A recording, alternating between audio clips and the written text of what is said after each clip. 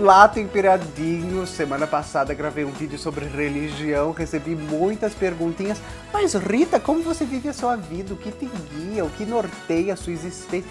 Gente, eu resolvi vir aqui dividir com vocês.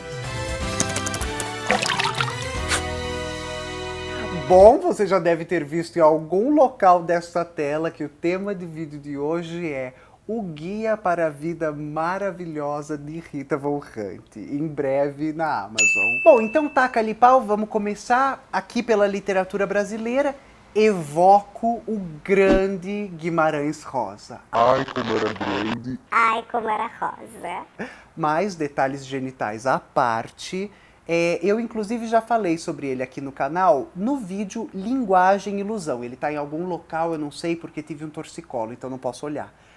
Mas, aqui eu vou falar sobre outra passagem do Grande Sertão Veredas. Ele foi considerado, esse livro, o maior romance de literatura brasileira, de língua portuguesa, do século 1940, século 20. Sempre preciso fazer as contas porque sou de humanas. E eu gostaria de ler com vocês, tenho cá essa edição belíssima, capa preta, que é metade dela o Grande Sertão, metade dela o livro de São Cipriano.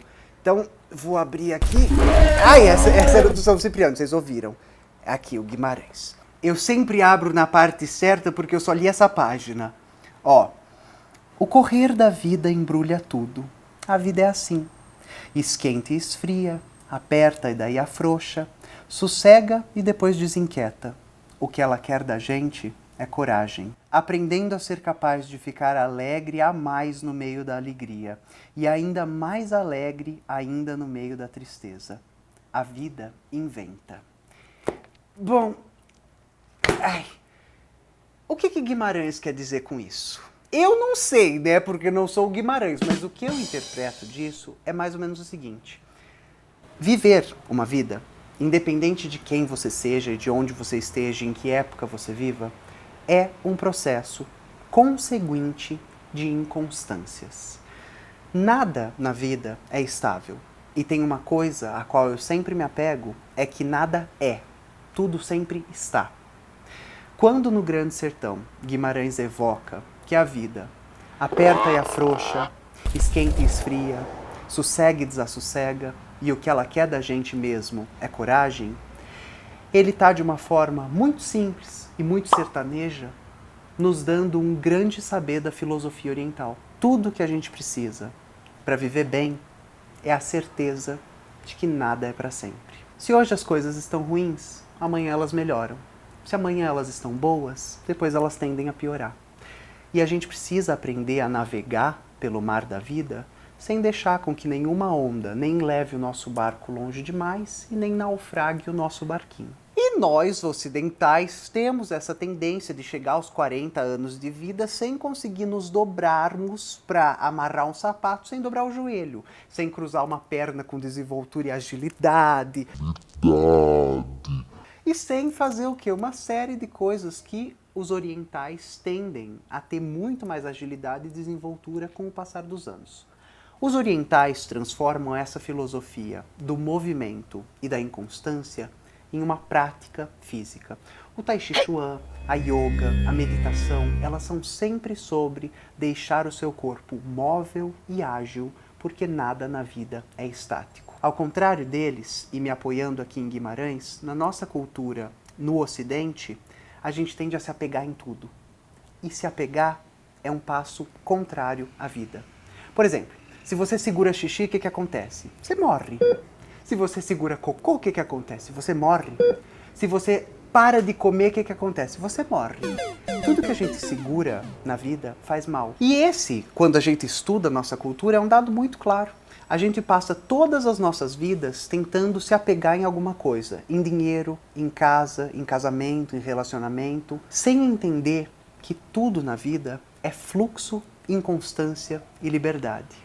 Quando a gente tenta aprisionar as coisas ou se apegar nelas, a gente vai, invariavelmente, se propor uma dinâmica de sofrimento. Ainda citando grandes gênios da sabedoria, eu gostaria de Cazuza e Ney Matogrosso.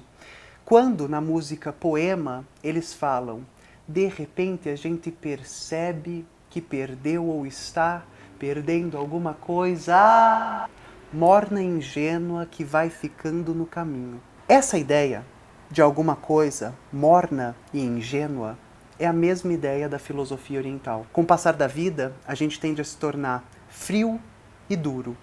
Só que a única coisa fria e dura no mundo é o cadáver. A gente precisa aprender a se manter morno e ingênuo com o passar dos anos e não perder essa inocência contemplativa que as crianças têm para com a vida. Existem, basicamente, no nosso entendimento, 3 tempos, sendo passado, presente e futuro.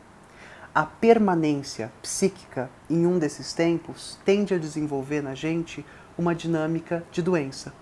Permanência no passado é depressão, permanência no futuro é ansiedade. E permanência no presente é o que impede a gente de desenvolver essas dinâmicas de apego.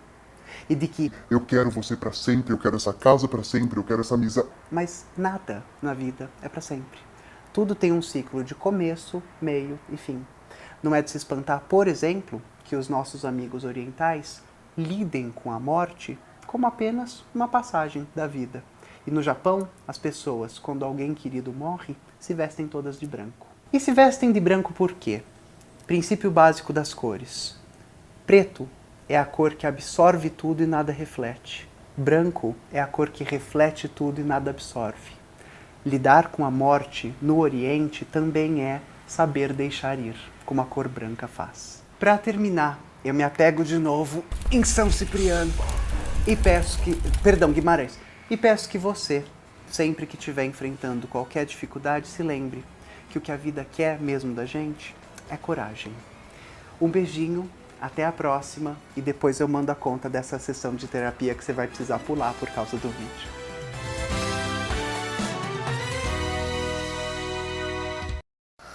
Vamos lá.